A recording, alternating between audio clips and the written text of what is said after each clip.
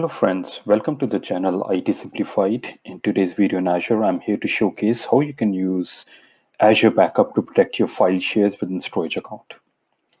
So as you know that there are different storage options Microsoft Azure provides, and one of the options is to have file shares within your storage account. And all these services, they fall under the platform as a service and you interact with through the APIs. Now, there are different use case scenarios of how you want to use the file share. You can mount this as a network drive to your local machine, and you can access this through a SMB or NFS protocol. And now file shares also has interaction with Windows Active Directory, if that is what you're using, or Azure Active Directory domain services, because you can also now provide NTFS kind of permissions for your users. And also, in case you have file servers on-prem, you can use file sync and move those shares slowly into the file storage. So you can use it in different scenario. But the point over here is that it doesn't matter what use case scenario you're using it for, you still need to protect it. The data within that, the shares that you have, it's still your responsibility, even though it's a platform as a service. And that is what we're going to see today, how you can use Recovery Service Vault in order to protect that. So let me go to my Azure portal. The first thing you need to have is to have a storage account. So let me just go there. I've already created one with the name SA Girish, and that is what we're going to use for today's demonstration. And if I go under this and scroll down, you can see under file service, I have a file share. So let's go. Right now, I don't have any file share, so I'm going to create one. I'll name this file share 1. And for this demonstration, I'm just going to specify the quota of 10 gig. And you can use different kind of tiers based on your requirement. I'm going to use hot tier and click on create. So the file share was created successfully. So let's go inside this and upload some data.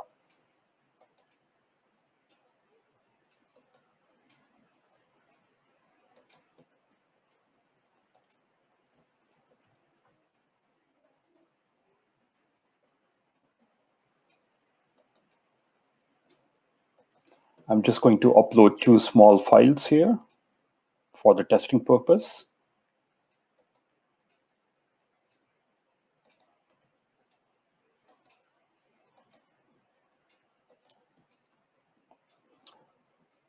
All right, so with the storage account and file share in place, what we're going to do now is we need to have a recovery service vault. So let me go and search for that service, because anything to do with the backup, we're talking about recovery service vault.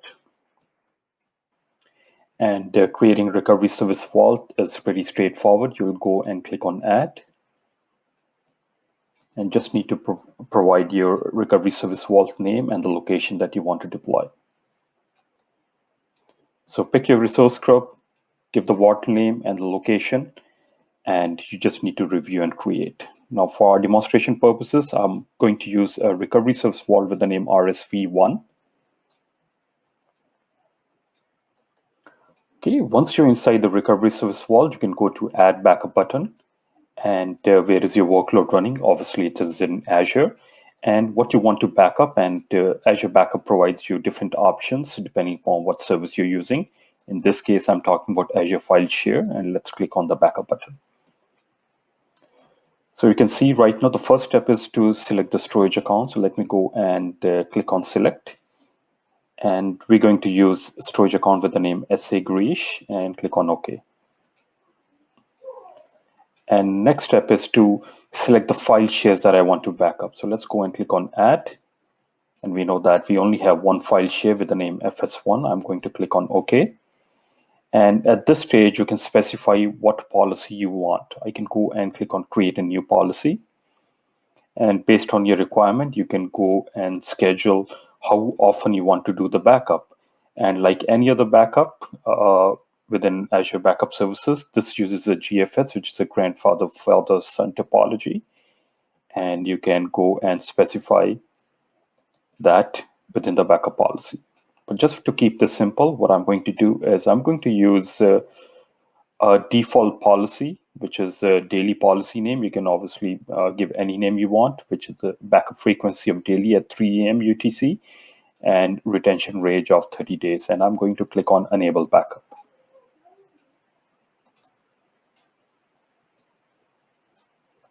So you can see deployment succeeded. So let's go to the resource group. And I'm going to expand my recovery service vault. And if I can go under protected items, go to backup item, you will see that there is Azure storage and Azure file. I'm going to highlight this. And this is the share we are talking about, FS1. And you will see that there's a warning with initial backup pending. The reason being that as for the policy, it is supposed to run at a specific time, but what we're going to do is we're going to force it to run right now. So let's go backup now. And it is asking how long you want to retain the backup. So you remember in the policy, it was for 30 days. But since we are doing this for testing purpose, I'm going to change it, say, I'm going to keep it for 1 day and click on OK. So at this stage, it is triggering backup of file share with the name file share 1. So we'll just wait for this to complete. So you can see that it was pretty fast because I don't have that much data. So I'm going to go inside this, right? So the backup has run successfully. I'm just going to do is I'm going to duplicate this tab, and let's go inside the storage account, and we're going to test the restore.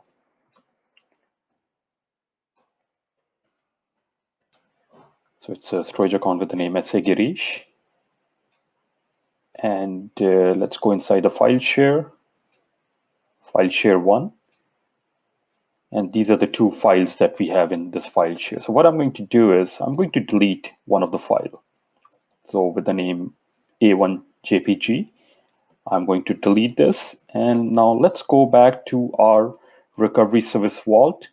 What I'm going to do is click on restore share. And the first thing I need to select is the restore point. So I'm going to select this. We have only one, the one that we just created. It's validating. And I have this option of recovering this to the original location or to the alternate location. I'm going to keep this original location.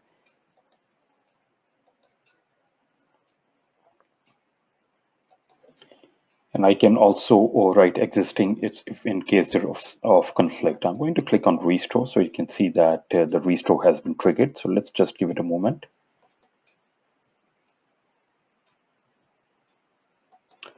And you can see restore was completed successfully. And let's verify this by going inside the storage account. I'm going to refresh the page and my file has appeared over here. So with this, you saw that how easy it is to use Azure Backup to protect your file shares within storage account. Hope you found this useful. Thanks for watching. Have a good day.